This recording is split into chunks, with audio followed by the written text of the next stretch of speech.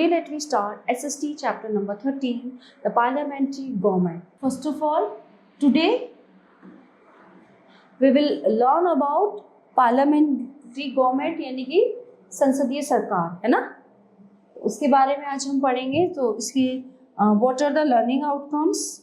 The Parliamentary Government, the powers and functions of the Parliament, relationship between the two houses of the Parliament, and next one, division of the subjects between the center and the states. The Parliamentary Government, what is this? In our country, the legislature is the supreme body that frames the law, the executive implements these law, and the judiciary interprets the law. The legislature is called the parliament, यानी कि संसद बोलते हैं हम, जिसको संसद भवन भी बोलते हैं. ठीक है. On the basis of relationship between the executive and legislature, the government may be of two kinds, parliamentary and presidential. Okay. So the former originated in the England and is practiced in most of the countries, whereas presidential form of government originated in USA. Parliamentary government is also called cabinet government or the responsible government. In this system, the executive is responsible to the parliament for its works and exercise of authority, and the ministers who exercise the executive powers are taken from the parliament. Reasons for opting for the parliamentary system of government in India. India adopted parliamentary form of government that was established in phases during the British rule on the demand of Indian people. After independence, the same system was adopted because we were familiar with the system and it was successful in India. So this form of government is better suited for India because of the following merits. Which merit? These are: number one, it is a responsible government. It is responsible to the legislature, and through the legislature to the people, the government act for the welfare of the people. Number two, it is flexible and changes according to time. ठीक है, time के according change होती है. Changes in the cabinet take place often, so parliament can change the ministry if it does not work according to its wishes. In this system, there is a close relationship between the executive and the legislature. Most of the bills for legislations are introduced in the parliamentary by the minister. Number four, there is a harmonious cooperation between the executive and legislature in this form of government, which ensures efficiency. It is always responsive to the public opinion. If the cabinet acts against public opinion, it has to face a downfall. Such a form of government recognizes the opposition, which is always ready to criticize the government when it tries to go to the wrong way. Organs of the Indian government. India has a government comprising of the following. There, three organs. Number one, the legislature. This organ makes law. In India, this is done by parliament at the center and state legislature in the states. The executive. This organ implements the laws. The president, the prime minister, and the council of ministers form the executive at the center. The governor, the chief minister, and the council of ministers comprises the executive in the states. The judiciary, यानी कि न्यायतंत्र. This organ settles disputes and administers justice. In India, the Supreme Court, the High Court, and the lower courts from the judiciary. तो ये तीन तंत्र है, ठीक है ना, सुप्रीम कोर्ट, हाई कोर्ट और लोअर कोर्ट. पार्लियामेंट यानी कि संसद. As India is a federation of states, it has double set of governments, union government and state government. ठीक है. Union has its own legislature called parliament, and our legislative powers of the union are exercised by the parliament, which consists of two houses. And the present India legislature is a bicameral legislature. Parliament's two houses are the Lok Sabha and the Rajya Sabha. Lok Sabha composition.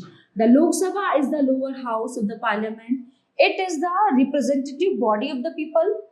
Okay, there may be up to 550 members in the Lok Sabha. Out of these, 530 members are directly elected from the states, while 20 members represent the union territories. At present, there are 543 members in the Lok Sabha. The term of the Lok Sabha is 5 years, but it may be dissolved by the president earlier too.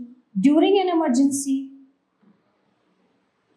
its term may be extended for a period of 6 months at a time, subject to a maximum of 3 years. So the seats in the Lok Sabha are allotted to the states and the union territories on the basis of their respective populations. Qualifications of the candidates for the लोक सभा. अब लोक सभा के candidate जो है सदस्य होने के लिए क्या क्या क्वालिफिकेशन चाहिए? टू कंटेस्ट द लोक सभा election, a candidate must fulfil the following qualification. He should be a citizen of India. He should have acquired 21 years of age. He should not be a proclaimed criminal, insolvent or mentally unsound. This is the qualifications. These are normal things. He should not hold any government job at the time of seeking an election. He should have his name in the electoral rolls in any part of the country. A person can contest election to the Lok Sabha from more than one constituency. However, he cannot be a member of both houses of parliament at the same time. Okay. Nor can be member of the parliament and the state legislature simultaneously. Elections, यानी कि मतदान. General elections to the Lok Sabha are held at least once every 5 years, यानी कि 5 साल में एक बार. ठीक है. The election commission conduct these elections for the purpose of elections. The country is divided into electoral units called the constituencies. Each constituency is based on population ranking from 5 lakh to 7.5 lakh. Voting is done by a secret ballot. A voter must be an adult citizen of India. The provision of symbol help illiterate voters to identify the candidates. Nowadays, voting is done by a voting machine containing the name of the candidates along with their symbols. So the voter has to press the button of the name of candidate of his choice. Speaker. After elections, the members of the Lok Sabha elect from among themselves the presiding officer or speaker of the Lok Sabha. The speaker is generally from the ruling party, but once elected as the speaker, he has to act impartially. In his absence, the deputy speaker conducts the proceeding of the house. The deputy speaker generally belongs to the opposition party. Functions of the speaker. The speaker performs several important functions mentioned as under. He presides over the meetings of the Lok Sabha and maintains discipline in the house. He allows time to the members to speak in the house. He can adjourn the meeting of the Lok Sabha. Resolution or bills can be moved only with his permission. Number 5. He calls for vote on the bills as well as on other motions. He presides over joint sessions of both the houses. He decides whether a particular bill is a money bill or not. He can suspend a member from the house for misconduct. He appoints various parliamentary committees and guides them in their work. So he safeguards the privilege of the members of the house. He can adjourn the house if it lacks quorum. It means that he cannot conduct business unless 10 out of 1 of the members are present. Number 12. He allows or disallow a member to put a question during the question hour. He admits various motions for adjournment or non-confidence motion, etc. He has casting vote in case of a deadlock. Rajya Sabha. Composition. The Rajya Sabha or the Council of States is the upper house of the Parliament. It has a maximum strength of 250 members. Of these, 238 members represent the states and the union territories, and 12 members are nominated by the president. So these nominated members include distinguished individuals from the fields of art, literature, science, technology, social service, etc. So at present the Rajya Sabha has 245 members, 233 of them are elected members while 12 members are nominated. Okay, so the Rajya Sabha is a permanent house. Unlike Lok Sabha, it cannot be dissolved. 1/3 of its members retire every 2 years and elections are held for the vacant seats. The election to Rajya Sabha is indirect, i.e. all the voters do not cast their votes. Instead, their representatives to various state legislative assemblies elect the members of the Rajya Sabha. Each member of the Rajya Sabha is elected for a term of 6 years. So the Vice President of India presides over the Rajya Sabha. He is the ex-officio chairman of the Rajya Sabha. So his functions are almost similar to those of the Speaker of the Lok Sabha. इनके functions जो हैं same होते हैं. His functions, okay, Lok Sabha. In his absence, however, the Deputy Chairperson, who is an elected member of the Rajya Sabha, presides. A candidate for Rajya Sabha should be a citizen of India. He should be at least 30 years of age. Other qualification being similar to those for the members of the Lok Sabha, members of the Rajya Sabha can be re-elected if their voters desire so. The Rajya Sabha members ensure the interests of the state they represent. They are usually more mature and as such can exercise greater restraint and can guide the members of the Lok Sabha. For membership to the Rajya Sabha, a candidate must possess the following qualification. He must be a citizen of India. He should be 30 years of age. But इसमें qualification तो मैं mention ही नहीं कर रखी इन्होंने. He should not be a proclaimed offender. He should not hold any office of profit under the government. His name should be in the voter list of the state from where he is seeking election. मतलब वो illiterate भी हो तो चलेगा. Powers and functions of the Parliament. The Parliament is the supreme law-making body of the country. It makes law that are implemented throughout the country. It performs various other functions. The procedure of law-making and other functions of the Parliament are as follows. Law-making functions. The Parliament can enact new law or change the existing ones on the 97 subjects of the Union list. It can enact law on the subjects of the state list also beside the 47 subjects on the concurrent list. So the Union Parliament has the sole right to amend the Constitution. The procedure are proposals for a new law or a change in an existing law is called a bill. When a bill is introduced by any member of the Parliament, it is called a non-official bill, but it is called an official bill when it is introduced by a minister. So a bill passes through the following stages. Introduction or first reading. A member of either house of the Parliament introduces the bill. The copies of the bill are distributed among the members. The member introducing the bill explains the purpose and importance of the bill. Second reading. At this stage, the bill is thoroughly discussed. Suggestions are made to change or delete certain parts of the bill. The bill is then sent to a special body called the Select Committee, which is composed of members of various political parties of the House. So the Select Committee thoroughly scrutinizes the bill. Third reading, after including suggestion, the bill is redrafted and then presented in the final form. If more than 50% of the members vote for the bill, it is passed. So the bill is then sent to the other house. The same procedure is repeated here. If the bill is passed in this house, it is sent to the president for his assent. The upper house may even return the bill with suggestions if these are not accepted by the lower house. So the president calls a joint session of both the houses. If it is passed by the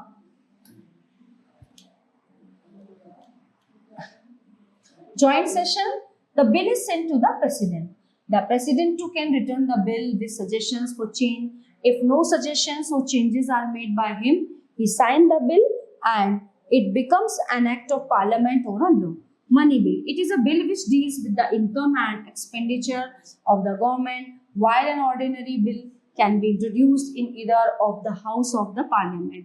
A money bill can be introduced only in the Lok Sabha. The procedure for passing a money bill is similar to that of an ordinary bill.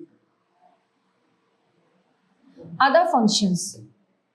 Control over government's finance. The parliament is the custodian of the national purse. It passes the budget of the union government. The budget is the government's financial plan. It shows in detail the income and expenditure of the government. In addition to the budget, a finance bill too is introduced. These finance legislation have to be approved by the parliament. Control over the executive. The most important function of the parliament is to exercise control over the government or the executive, which is directly responsible to the parliament for all acts. The members of parliament may ask questions regarding the working of various departments. The minister in charge of the department is obliged to answer the questions on the floor of the house. Moreover, the members of the parliament can move an adjournment motion on any urgent matter requiring an immediate attention of the government. Example, a railway accident or a serious tragedy or an event, the member of the Lok Sabha may present a vote of no confidence against a ministry. So if the motion is passed, the ministry as a whole must resign. If a bill or an important legislative proposal is defeated in the house, so the entire ministry has to resign. Okay, so the parliament is thus the watchdog of the interests of the people and control the activities of the executive. Judicial functions.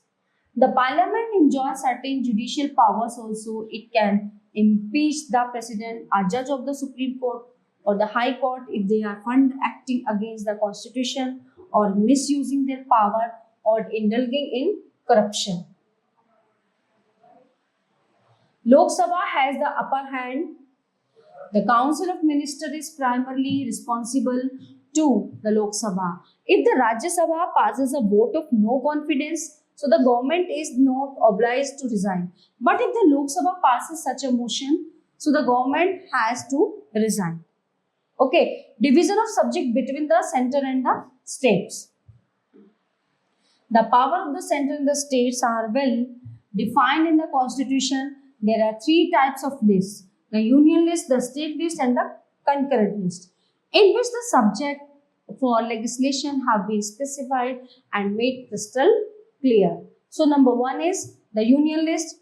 It contains 100 subjects, previously 97 subjects on which only the parliament can enact law. The important subjects include railway, national highway, shipping, airway, foreign affairs, international contact, UNO, meteorology, military, air force, navy, ports and telegraphs, wireless, telephones, coinage, banking, currency, ancient monuments, etc. तो ये आते हैं the union list में. Next one is the state list. It contains about 61 subjects, previously 66 subjects on which the state governments can make law. So the important subjects include police, prisons, law court, other than the Supreme Court and High Courts, hospital, sanitation, cattle health, agriculture, road, forest, irrigation, fisheries, animal husbandry, etc. The concurrent list. It contains about 52 subjects on which both the parliament and the state legislature can make law, but the law passed by the union legislature of these subjects shall prevail over those passed by the state legislature. So the important subjects include which: marriage, medical profession, joint family, other profession, books, newspaper, trade union, labor welfare, factories, religious endowments, civil and criminal procedures, and electricity. Okay, so these are the three things. So the all topics are covered in this chapter. I hope you all are very well understand this chapter. So we will meet you in the next class.